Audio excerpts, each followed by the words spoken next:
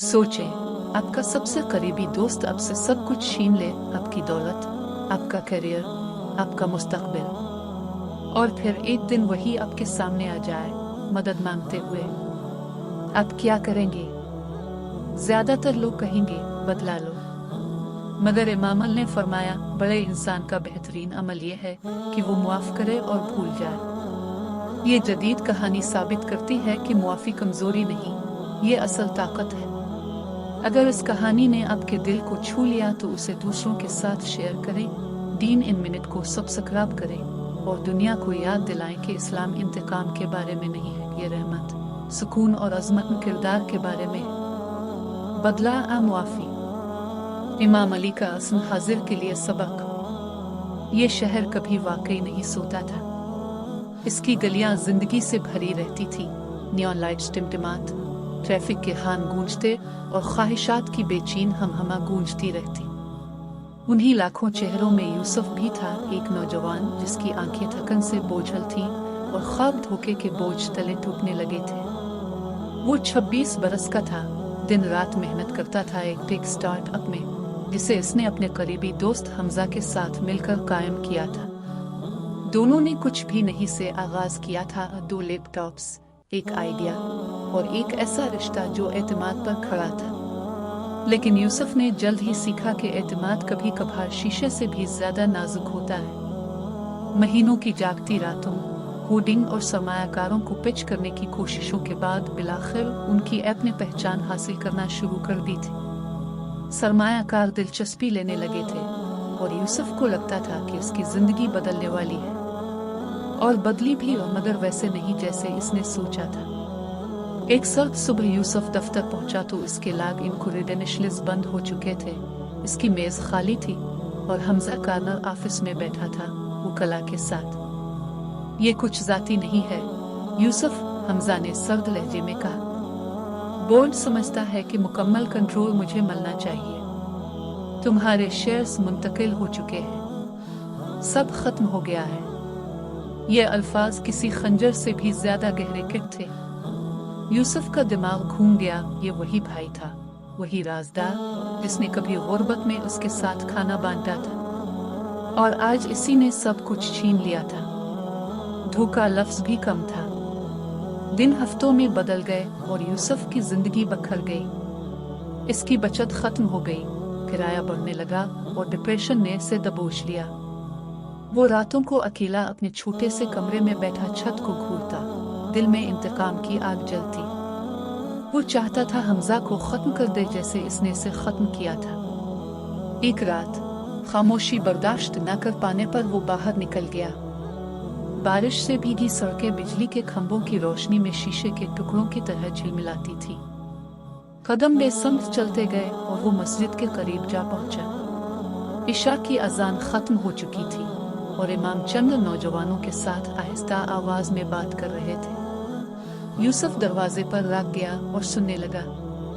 इमाम की बातें इसके सीने में जलते तूफान को काट गईं। इमाम अली अलैहि अस्सलाम ने फरमाया, बड़े इंसान का बेहतरीन अमल यह है कि वो मुआफ करे और भूल जाए। मेरे भाइयों, मुआफी कमजोरी नहीं है, ये ताकत है। ये आग है जो दिल की नफरत की आग को बुझा देती है।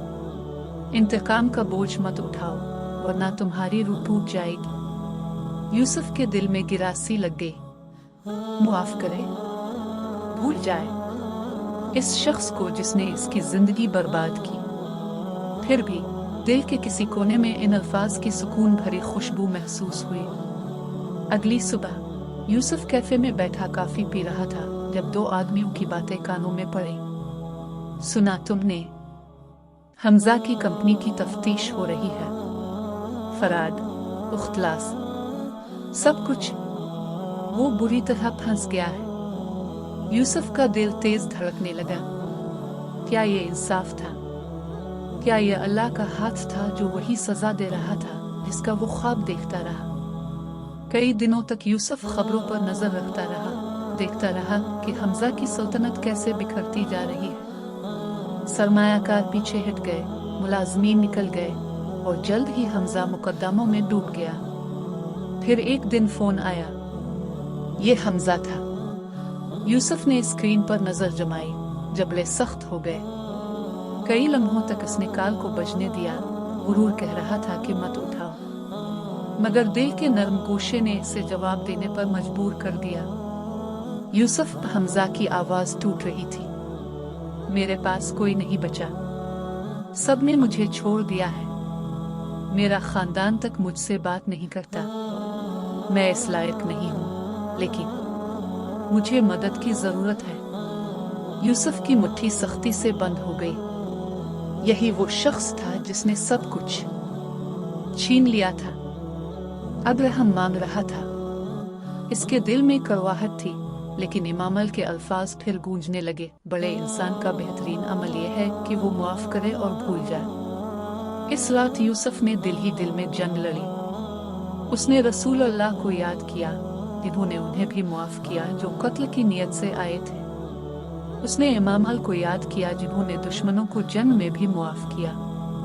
और उसने अपने दिल को सोचा, जो इंतकाम के बोझ तले दबकर थक चुका था। अगले दिन यूसुफ हमजा के अपार्टमेंट गया। जगह खाली थी, कागजात बिखरे थे और फिजा मायूसी से भरी थी।